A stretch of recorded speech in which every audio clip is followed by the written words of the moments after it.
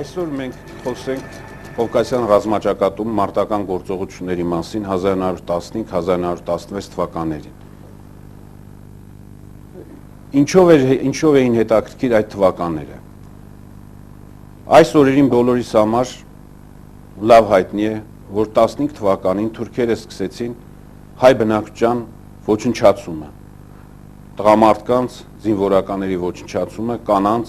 երեխաների աքսորը։ Իհարկե, դա այն շրջաներում էր, որտեղ ռուսական զորքերը դեռ չէին կարողացել գրավել, եւ օգտվելով դրանից թուրքական իշխանությունները իրականացրին հայ բնակչության ոչնչացումը։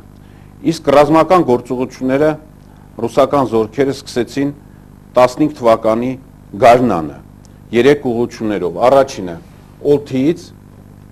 դեպի Սևծովի առափնյա շրջաներ, երկրորդը Սարիղամիժից դեպի Էրզրում կամ Կարին եւ երրորդը Երևանյան ջոկատը դեպի Ալաշկերտի հովիտ դեպի Վան։ Այդ ընթացքում մարտական գործողությունների ընթացքում հնարավոր եղավ գրավել Տրապիզոնը, սկզբից Ռիզեն, այնուհետև մարտական գործողությունների ընթացքում ռուսական զորքերը հասան մինչև Էրզրումի մոտակայքը, բայց ամենամեծ հաջողությունները 1915 թվականին ռուսական զորքերը ունեցան հարավային ուղղությամբ։ Ռուսական զորքերը դուրս եկան Վանի շրջապատ, գրավեցին Վանը մայիս ամսին, այնուհետև շարժվեցին դեպի առաջ։ Սակայն թուրքերը ռազմական խմբավորումներ կատարելով կարողացան ռուսական զորքերին ստիպել, որպեսզի նրանք նահանջեն Վանից։ Ինչպես հայտնի է, դա կոչվում է Վանի առաջին նահանջ։ Հայ բնակչությունը, որը ռուսական զորքերի եւ հայ կամավորների շնորհիվ կարողացել էր փրկվել, ստիպված եղավ բռնել նահանջի ճանապարհը։ Սակայն շուտով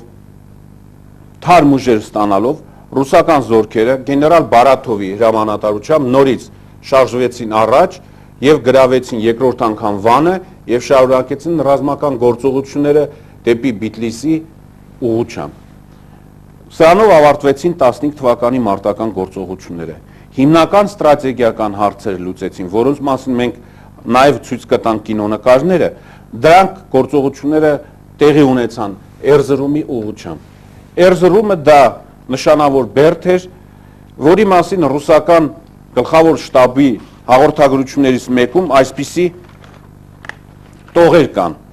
Կարինի բերդը միակ կետն է ամբողջ ասիական Թուրքիայում, որը միաժամանակ պաշտպանում է եւ Անատոլիան եւ Սիրիան եւ կարգավորում ռազմական շարժումը դեպի Միջագետ։ Ընդհուպ միջև Բոսֆոր այդպիսի ուրիշ կետ չկար, եւ դա ճիշտ էր։ Գրավելով Էրզրումը կամ Կարինը, ռուսական զորքերը հնարավորություն կունենային շարժվել առաջ, դուրս գալ Անատոլիական Թուրքիա, անհետև շարժվել առաջ։ Իհարկե, ռուսական, ինչպես մենք նախորդ հաղորդման ժամանակ ասեցինք, առաջին համաշխարհային պատերազմի մարտադաշտերում ռազմական գործողությունները տեղի ունենում մի քանի ճակատներում։ Եվ ահա ռուսների գրավումը, ռուսների կողմից Կոնստանտինոպոլսի կամ Ստամբուլի գրավումը կանխելու համար Չերչիլը 1915 թվականին որոշեց ռազմական դեսանտ իջեցնել Դարդանելում, Դարդանելի նեղուցի մեջ կամ ինչպես թուրքերը անվանում են Գալիպոլիում, սակայն այդ ռազմական գործողությունները անգլիացիների ռազմական գործողությունները ձախողվեցին, անգլիացիները չկարողացան իրենց առաջ դրված նպատակները իրականացնել եւ հեռացան դեպի Սալոնիկ, դեպի Հունաստան։ Եվ որպեսզի կանխվի արևմուտքում ազատված թուրքական զորքերի տեղաշարժը, տեղափոխումը Կովկասյան ճակատ, երկրորդ բանակն էր թուրքական, դա ռուսական զորքերը, որոնք կանխատեսել էին հարձակողական գործողությունները սկսել 1916 թվականի գարնանը, նրանք արագացրեցին այդ գործողությունները ձմռան պայմաններում հունվար ամսին։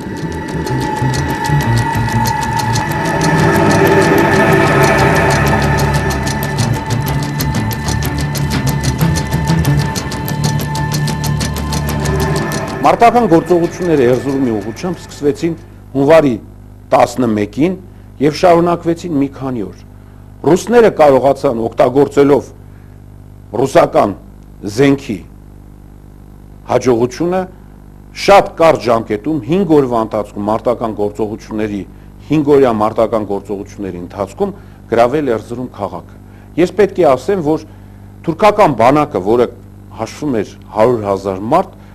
փաստորեն ամբողջովին ոչնչացվեց, կամ գերի ընկավ։ Սկզբից ռուսները 3 կողմից շրջապատեցին Էրզրումը, այնուհետև գրոհի շնորհիվ կարողացան գրավել այդ հայտնի Բերդը։ Թուրքերի կորուստը տատանվում էր 60-ից 66,000 մարդ, որոշ գրականության որոշ աղբյուրներում նաև ասվում է 70,000-ի մասին, ռուսների կորուստները կազմեց ընդամենը 16,000։ Փաստորեն ռուսները գրավելով Էրզրումը կարողացան իրենց համար ապահովել ստրատեգիական հաջողություն։ Գեներալ Յուդելինչը Էրզրումի օպերացիան են նախապատրաստում պայմանական քարտեզի վրա, սխեմայի վրա, գլխավոր շտաբի պետ Յուդելինչը, սա Հասան Ղալա քաղաքն է ռուսների կողմից գրավելուց հետո, որը նախորդեց Էրզրումի գրավմանը։ Տեսնում ենք թուրքեր են նստած, թուրքերիներ են այս երեքը։ Հասան Ղալա քաղաքն է, սել ամրոցը, Աթարի ամրոցը։ Հասան Ղալա քաղաքի ընդհանուր պատկերն է, մզկիթն է մենք տեսնում ենք։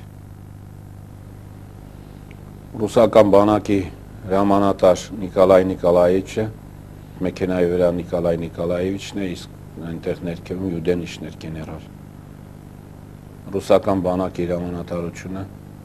Սրանք ռուսական հրետանի է, որը մեքենայով, ավտոմեքենաները արդեն օգտագործում էին առաջին համաշխարհային պատերազմի ժամանակ։ Տեսնում ենք ավտոմեքենաներով Հասան Ղալա են տեղափոխել հրետանի, ծանր հրետանը, որը հետագայում օգտագործվեց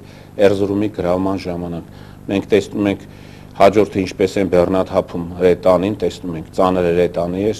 եւ ռուս զինվորները ինչպես են բեռնաթափում Հասան Ղալայում այդ մեքենաներով հասցրած հրետանին, Կարսի ամրոցից հարցրել էին Հասան Ղալա։ Սա ծանր ամրոցային հրետանի է։ Տեսնում ենք ռուսական զորքերը արդեն Էրզրումի գրավման համար են պատրաստվում, թնդանոթներն են հարմարեցնում կրակելու համար Էրզրումի գրավման նախօրյակներ։ Ռուսական հրամանատարությունը դիտում է Էրզրումը, հեռվում երևում է ծորակում Էրզրումը եւ նրան պաշտպանող ամրոցները։ Դիրքերում են ռուսական զինվորները, տեսնում եք կրակում են, դիմացը Չեբանդեգե ամրոցն է, ռուսական հրետանին է կրակում, ռուսական զինվորները գրոհի են գնում, տեսնում ենք ռուսական զորքերը արդեն սկսել են Չեբանդեգե ամրոցի ուղղությամբ գրոհը,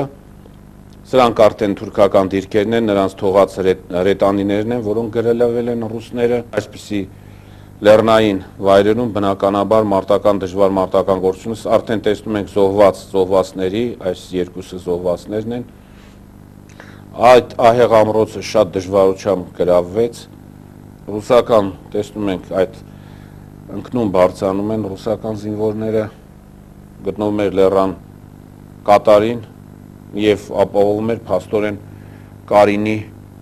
Սրանք թուրքերն են հարձակվում են, տեսնում ենք վերևից թուրքական զինվորները հարձակվում են, բայց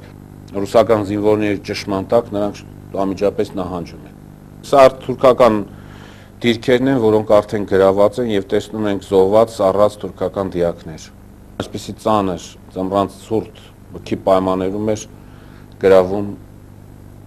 Էրզրումի մուտքը պահպանող Չեբանդեգե ամրոցը։ Սրանք թուրքերի թողած հրետանին է, իհարկե մարտական գործողությունից հետո է նկարահանված։ Ինչպես նշեցինք, Էրզրումի այս ամրոցը պահպանում էր Էրզրումի մուտքը, բարձրությունը 8607 ֆունտ բարձրություն ուներ, եւ տեսնում ենք փշալարերը, բավականին ամրացված էր այս ամրոցը, դիրքերը, տեսնում ենք խրամատները այստեղ, բաց երևում են թուրքական պաշտպանական դիրքերը, որոնք արդեն գրաված են, նկարանումները կատարվել են գրոհից հետո։ Վերևում երևում է այդ ամրոցը, այս վերևի կետը, տեսնում ենք արդեն ամրոցից են նկարանված, սրանք պաշտպանական ֆորտերն են։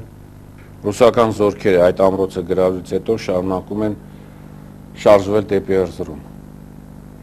Թուրքերը չէին սպասում այդ հարձակմանը եւ նույնիսկ նրանց զորքերի հրամանատար Մահմուդ Քամել Փաշան կանչվել էր Կոնստանդնապոլիս, իսկ շտաբի պետ գերմանացի մայոր Հուզեն արձակուրդ էր վերցրել հունվարի սկզբին ծննդյան տոների կապակցությամբ եւ չէր գտնվում Էրզրումում։ Թուրքերը չէին սպասում, որ ձմռան այսպիսի պայմաններում ռուսական զորքերը կանցնեն հարձակման Էրզրումի ուղղությամբ։ Տեսնում ենք ինչպիսի պայմաններում է բուք է, դաժան ձմեռ, ցուրտ, սա Էրզրումի մատույցներն են, լեռները, որով երկու կողմից շրջապատված է։ Այստեղ այս կադրերը համեմատում է Ալպերով ռուսական զորքերի Սուվորովի ղեկավարությամբ անցում Ալպերով եւ Բալկանների գրավումը 1877-78 թվականներին։ Տեսնում ենք Էրզրումի ամրությունները, իհարկե գրավելուց հետո են նկարահանվել սրանք, մեծ եւ շատ կարեւոր նշանակություն ուներ Էրզրումը Թուրքիայի, Անատոլիական Թուրքիայի պաշտպանության համար։ Ռուսները Էրզրումը գրավել էին 1829 թվականին եւ հիշում ենք Պուշկինի այցելությունը Էրզրում եւ փաստորեն երկրորդ անգամ գրավել էին Ղրիմի պատերազմի ժամանակ, սա երրորդ գրավումն էր։ Մենք տեսնում ենք ամրոցի պատերը։ Բնականաբար մարտական գործողություններից հետո են քանդված պատեր, ավերված ամրություններ։ Ռուսական գեներալները դիտում են ամրոցը գրավելուց հետո։ Էրզրումը շրջապատում էին այսպիսի մի քանի ամրոցներ, առանձին պաշտպանական գոտիներ։ Ամրոցը կառուցել են թուրքերը անգլիացիների եւ այլ եվրոպական մասնագետների օգնությամբ։ Սա մյուս հիմա տեսնում ենք հաջորդ ամրոցը, Օրթայուկ ամրոցը, թուրքերի թողած թնդանոթներն են։ Մի մասը, հրանոթների մի մասը գտնվում էին սարքին վիճակում, մի մասը ոչնչացված էին։ Տեսնում ենք նաեւ ավերված ոչնչացված թուրքական հրանոթներ։ Տեսնում ենք Կարինի ընդհանուր տեսարանը, Կարինի շրջապատը, Էրզրումի շրջապատը, նկարանողները փորձել են ցույց տալ, ինչպիսի դժվար անցանելի պայմաններում են ռուսական զորքերը գրավել այս բարձունքները։ Ֆորտ Ազիզե, սա այդ երրորդ ամրոցն է, որը գրավել էին ռուսները։ Ինչպես ասեցի, Էրզրումը պաշտպանում էին մի քանի ամրոցներ։ Կարևոր ստրատեգիական մեծ նշանակություններ ուներ Էրզրումը։ Տեսնում ենք ռուսական զորքերը արդեն շարժվում են առաջ դեպի Էրզրում։ Ես ինչպես ասեցի, Էրզրումի գրավումը հունվարի 11-ին ռազմական գործողություններ սկսեցին հունվարի 11-ին դաժան եւ ցուրտ պայմաններում։ Տեսնում ենք ինչպես են ռուսական զորքերը շարժվում այդ անանցանելի ճանապարհներով առաջ։ Սա արդեն Էրզրումի ընդհանուր տեսքն է։ Մենք տեսնում ենք մեջետը, հայկական եկեղեցին դիմացին, որը չէ արևելվել, բայց հիմնականում տեսնում ենք այստեղ բնակարաններ։ Սա Էրզրումի ընդհանուր տեսքն էր 1916 թվականի հունվար ամսին։ Սա արդեն մարտական գործողությունների հետևանքով ավերված տներն են եւ նաեւ հրդեհի հետքերն են երևում։ Ռուսական զինվորներն են դիտում են քաղաքը գրոհից հետո։ Մոտարապես պաշտպանների թիվը կազմում էր 100,000, ռուսական զորքերին էլ մոտարապես այդքան էր։ Ինչպես ասեցի, այստեղ Էրզրումում թուրքերը կորցրեցին 60-ից 70,000 մարդ, տեսնում ենք Էրզրումի փողոցները, սրանք Էրզրումի բնակիչներ են, 16 թվականի բնականաբար այնտեղ արդեն հայեր չկային, բոլորը ոչնչացված էին կամ աքսորված։ Սա նահանգապետի տունն է թուրքական, որը այրվել էր, թուրքերը այրել էին, ռուսական զինվորները ճաշ են պատրաստում։ Ահա, սա Էրզրումն է, տեսնում ենք շուկան, շուկանը, թուրք բնակիչները կամ քրդեր, ռուս զինվորներ։ Այնտեղ, ինչպես ասացիք, թուրքերը կորցրել էին սպանված մինչև 60-ից 70,000 եւ 30,000 էլ գերի էին ընկնել, սրանք թուրքական գերիներն են, հսկում են ռուսական զինվորների կողմից, տեսնում ենք ինչպիսի պայմաններում էին։ Թուրք գերիներ են ճաշ են ուտում եւ ինչպես տիտրերն են գրում, նրանք իրենց շատ լավ են զգում։ Հրանոթները, որոնք ռուսները գրավեցին Էրզրումում, ինչպես տեսնում ենք, բավականին շատ են։ հարյուրավոր հրանոթներ ընկան ռուսների ձեռքը, այնքան մեծ նշանակություն ուներ Կարինի գրավումը, որ նրանց հերոսների Կարինի գրավման ժամանակ խիզախություն ցուցաբերած զինվորներին եւ թուրքական բանակի դրոշները, որոնք վերցրել էին ռուսները, գրավել էին ռուսները, հատուկ ընդունելություն կազմակերպվեց Պետրոգրադում։ Ինչպես տեսնում են, գրված է Էրզրումյան հաղթանակի շնորհիվ Հայաստանը ազատագրվեց թուրքական լծից։ Սիմվոլիկ նկար է, թուրքերը գլուխները խոնարած, ռուսական թագուհու առաջ եւ այստեղ գրված է Էրզրում, թուրքական դրոշը Էրզրում, այս երկուսը թուրքեր են, տեսնում եք, կողքին ռուսական զինվորն է, Ռուսաստանի թագուհին եւ այսպիսի սիմվոլ էր ցույց տված։ Ռուսական դրոշը ծածանվում է Էրզրումի վրա։ Կովկասյան ռազմաճակատի հրամանատար Նիկոլայ Նիկոլաևիչը ընդունում է զինվորների շքերթը եւ ռուսական զորքերը ցանկացած քաղաք գրավելուց հետո շքերթ էին կազմակերպում։ Սա տեսնում ենք Էրզրումում։ Նիկոլայ Նիկոլաևիչի 60-ը արդեն անցած էր, երբ որ նա եկավ Կովկաս, եւ փաստորեն 1915 թվականի օգոստոսի 23-ից մինչև 1917 թվականի փետրվարի 2-ը գտնում էր Կովկասում մինչև Նիկոլայ II-ի հրաժարականը, որը հրաժարականի ժամանակ իշխանությունը հանձնեց Նիկոլայ Նիկոլաևիչին, սակայն վերջինս եւս հրաժարվեց իշխանությունից։ Դա փետրվարյան հեղափոխությունը փաստորեն ընթացքում նա գտնում էր Կովկասում։ Սա թուրքերը հեռանալուց առաջ այրել են ռազմական պահեստները, տեսնում ենք այրված ռազմական պահեստներ Էրզրումում, տեսնում ենք այրվող քաղաքը Էրվում, այրվող տները, փետրվարի 3-ն է։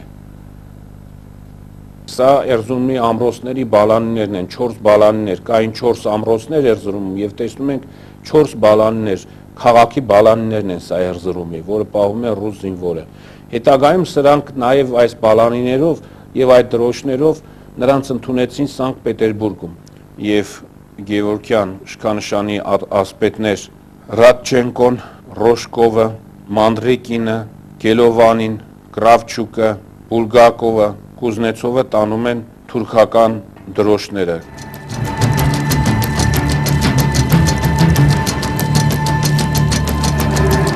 Ավարտելով հաղորդումը Էրզրումի ամրոցի գրավման մասին, մենք հաջորդ հաղորդման ժամանակ կներկայացնենք ռուսական զորքերի հետագա ռազմական գործողությունները եւ նրանց շարժումը դեպի արևմուտք, Տրապիզոնի գրավումը, Երզնկայի գրավումը եւ փաստորեն 16 թվականին այս ռազմական գործողությունների շնորհիվ ամբողջովին գրավեց Արևմտյան Հայաստանը։ Ռուսական բանակը ամբողջովին գրավեց Արևմտյան Հայաստանը։